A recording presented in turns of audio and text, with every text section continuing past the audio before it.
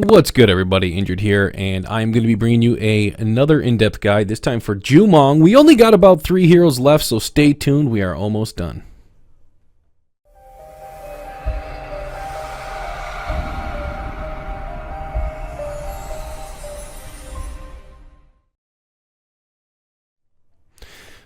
Okay, guys, what's going on? Jumong is a really fun character. You know, I need to move my mic, my camera back over here so it makes a little bit more sense, but I digress. Okay, so Jumong's really fun. He can be really difficult, but I think with a few tips, you guys can do awesome with Jumong. So let's take a look at his left click. His left click is a pretty basic attack, and wow, for some reason I thought it showed you the range there. Maybe it doesn't, but he's got pretty decent range, as you can see. Almost hitting, still hitting. Okay, just not hitting now. So just a little bit forward. Look at that. Super good range. So you want to make sure that you are poking with him as much as you can, because his poke is really amazing, and it is a big part of his kit.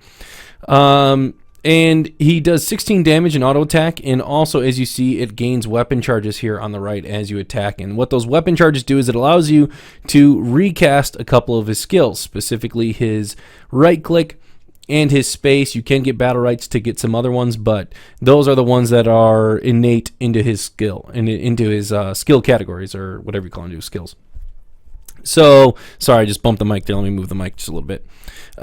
So the next one is going to be his M2. His M2 is a very long windup and ends up doing pretty significant damage, and it has really good range too. So you see there, 28 damage. Can recast it because I had the 3 stacks, and so that is one of the ones that can be recasted when you have those 3 stacks. And so as you attack, again, it's on hit, you're going to get 3 stacks back, and then going to be able to cast and recast again the M2. So it's a good opportunity to put out some really insane damage. 28 damage you saw there, and so you do that twice, that's a little over 50 damage, and you got to factor in that you're going to have some auto attacks in there. It can be some pretty sick burst damage. I do like this skill, however, it does have a bit of a windup, as you can see. So you're stationary for about a second, I think is what it is. Let me take a look and see what it actually is. So yeah, the cast time is 1 second on the dot. So pretty significant time to sit there. It can allow people to get their counters up. It can give people the opportunity to use their space to dodge it pretty easily. And so I do like this skill. I try to use it more situationally though than spammy because of the long windup.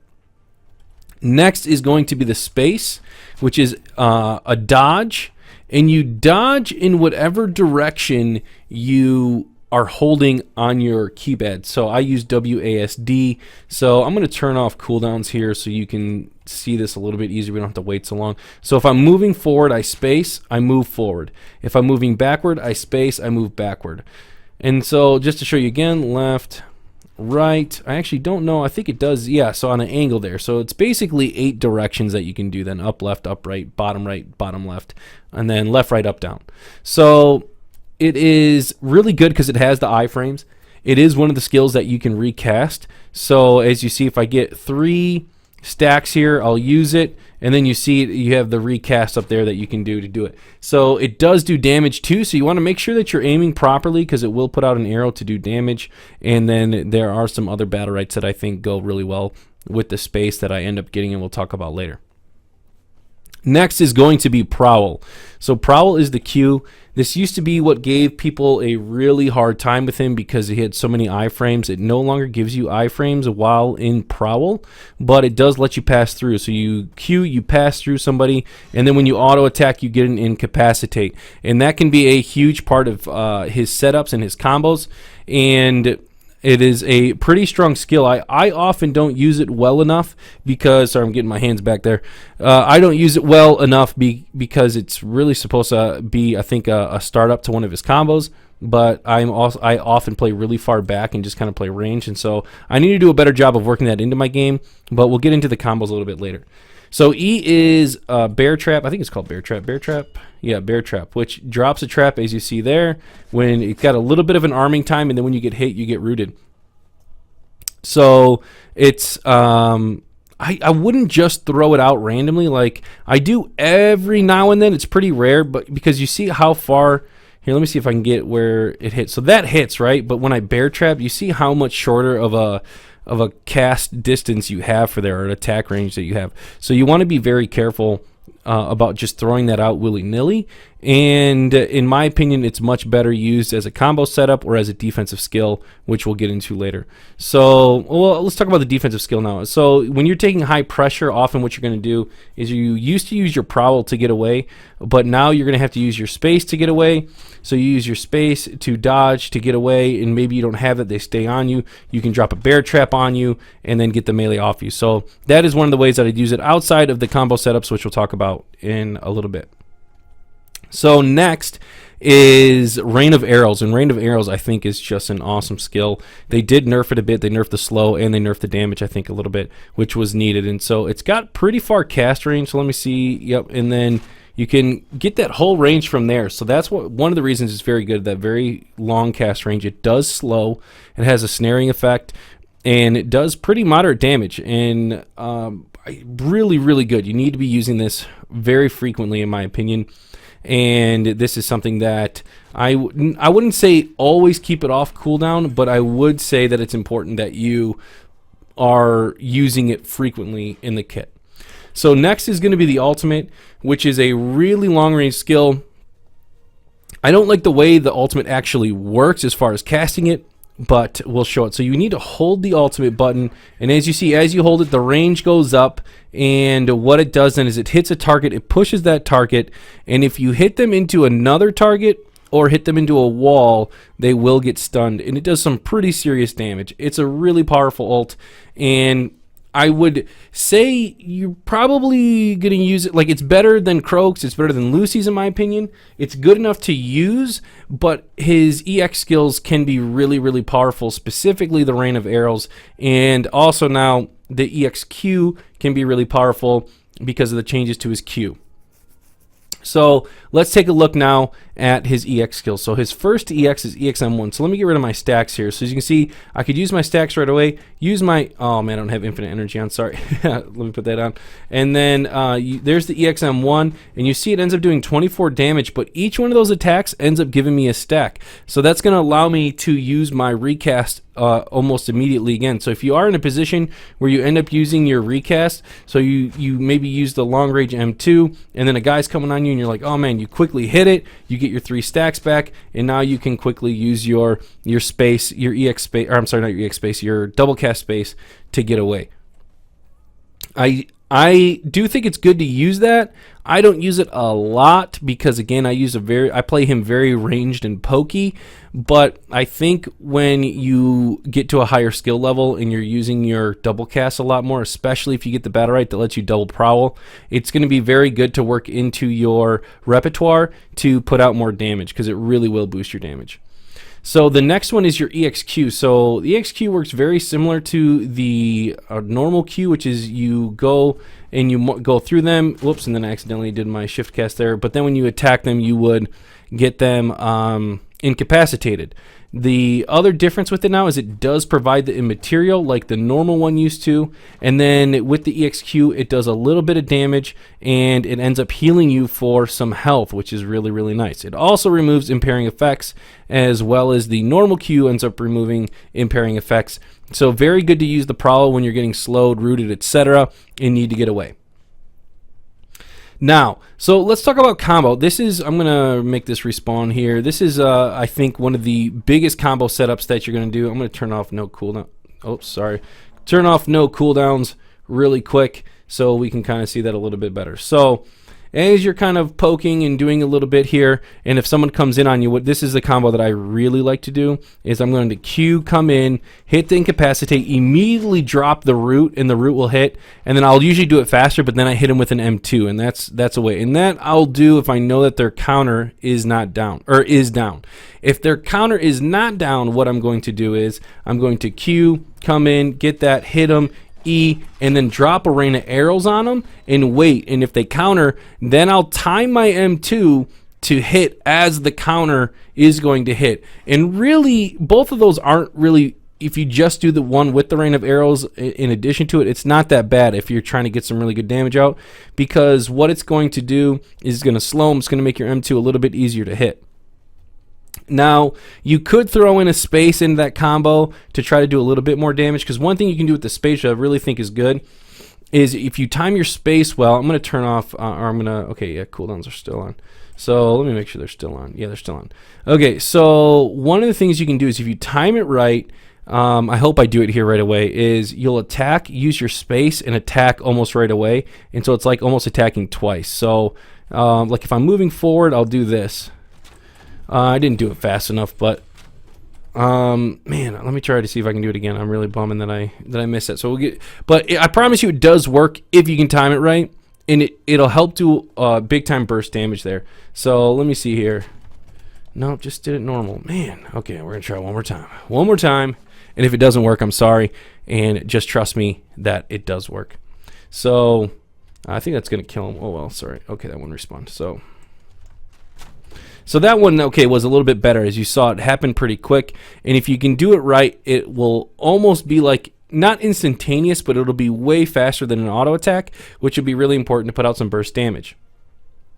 So those are the main combos in my opinion. Otherwise, you're going to be playing a long, like, pokey, kind of ranged type setup. I will every now and then drop a rain of arrows randomly, especially if someone starts tunneling on my teammate.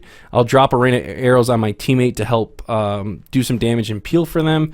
And otherwise, I'm just going to keep trying to M1. And again, if I know their counter's down and they're focusing my teammate, I'm going to use my M2, because then they're likely not going to see it coming. We talked about that a little bit in the Jade guide, where if you're shooting somebody over here, right, but imagine this person that you're shooting here is looking at the orb, so they're looking to the right. I can see them, so watch what happens when I bring myself center.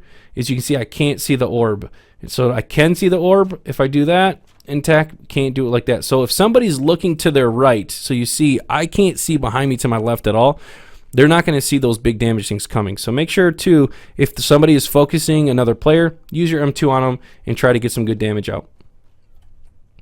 So let's take a look at Battlerites here. So Battlerites, I go back and forth quite a bit here with Jumong. I do think there's a lot of different opportunities for you as far as what you can do for Battlerites. So first is, this is one I like getting a lot, is Heartseeker.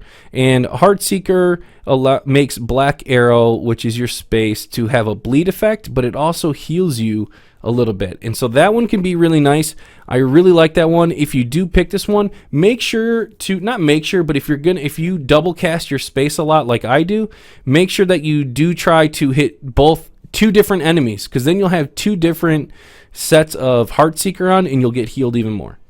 A lot of people will get Serpent, which allows you to recast Prowl when you have the 3 stacks, which I think that one could be really good. And again, if you pick that one, try to work in the EXM1 into your skill set a little bit more, so that way you're able to double cast your Prowl, double cast your space a little bit more, and it'll help you stay a little bit more mobile.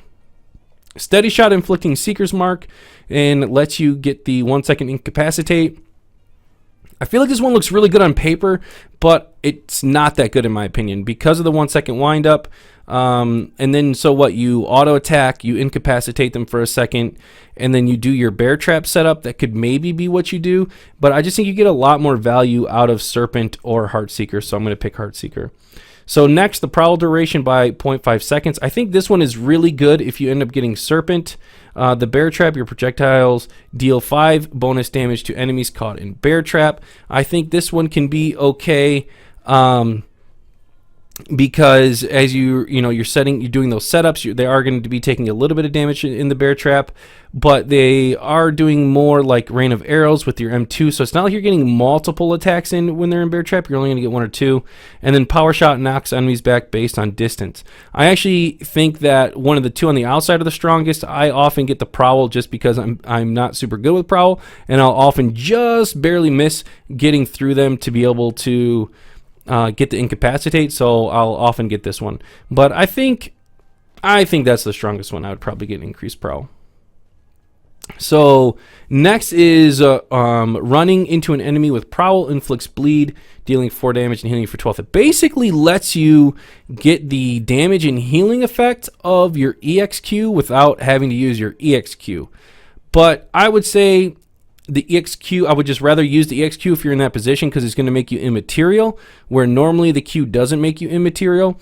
So I wouldn't get this one often. Then the enemy caught in bear trap deal 50% reduced damage and receive 50% less healing. I think that one could possibly be used, but it's not my favorite. I prefer precision. Again, I use my space a lot. It's where you get your iframes, so you're going to be using that a lot to dodge skills. And it's going to help put out a little bit more damage as you do that auto attack kind of thing that I was telling you about, where you can make it happen really quick. And then again, if you're using the top one to heal and do a little bit of bleed damage, it can end up putting out a lot more damage, in my opinion. I just think it's really good. So next is Consuming Seeker's Mark, deals 4 bonus damage. I think that one's kind of meh. I wouldn't use that one. The Black Arrow hits grant 1 weapon charge. This one's nice if you use your space a lot, again, because it's going to let you keep those double casts. I think this can pair well with the Prowl double cast, if that's what you're using, because it's going to let you just double cast even more, maybe be able to double cast all 3. I'm not good enough to do that, but I actually think agility is a really strong one here to help you dodge a little bit and stay on top of people. It's going to let your Prowl hit a little bit more, have a little bit more range with the Prowl. I just think that one's the strongest. So granting 3 weapon charges. I don't super love this one in the ultimate, because you have to be sure that you use the double cast and then you want to use your ultimate, where a lot of times I just use my ultimate. I'm not really tracking my weapon charges that closely, or my expenditure of my weapon charges. So I would much prefer to use the second one, which is hitting an enemy gives you increased movement speed and attack speed. So if you were to hit somebody, you're able to follow up, do a little bit more damage, kite, etc., do whatever you want. It's more versatile in my opinion, and I think big game hunting is the way to go. So now we're going to go over to a clip of me playing Jumong, and I hope this helps you out. Alright guys, thank you so much for tuning into this clip. I hope this helps you understand how to play Jumong a little bit better as we get into it. So as per usual, going to go into the middle here and going to get that link, and unfortunately immediately get poked pretty hard, hit my M2, get pulled in, use my Prowl as I'm close to the melee, try to set up the combo, but his space is going to help me avoid it, use my space to create a little bit of separation. Coming back in, I see them focusing my teammate, so I'm able to use my E and my R to help peel for him, and also put in a little bit of damage with my M2 coming up here a little bit as I see them again continuing to focus in. So I try to put in some counter pressure. Unfortunately, my teammate is killed. I used the bear trap to put a little bit of space between us as I knew he'd have to walk through it. The consume is being used. My ultimate comes out, gets the stun, does the damage, fall back with the Prowl, use the combo set up there to get the kill, turn around and use my space M1 trick that I taught you to get the final kill onto Jumong. And I hope that helps you see how to avoid some pressure and also put out some big damage as Jumong. Okay guys, I hope that clip helped you, and I hope you really enjoyed it. Please make sure to leave a comment if you have any questions, or maybe give me some of your ideas, because again, this isn't my strongest character, so I am totally open for hearing people's ideas down in the comments. Please hit that like button, and make sure to subscribe, as we have grown over 1,200 subscribers in the last couple months, which is really amazing. I really appreciate the support, guys, and I can't do it without you, and just love the appreciation I've been getting from the community here at Battlerite. So I hope you all have a wonderful day. Thanks for tuning in. Thanks for joining the most positive place in gaming. Peace.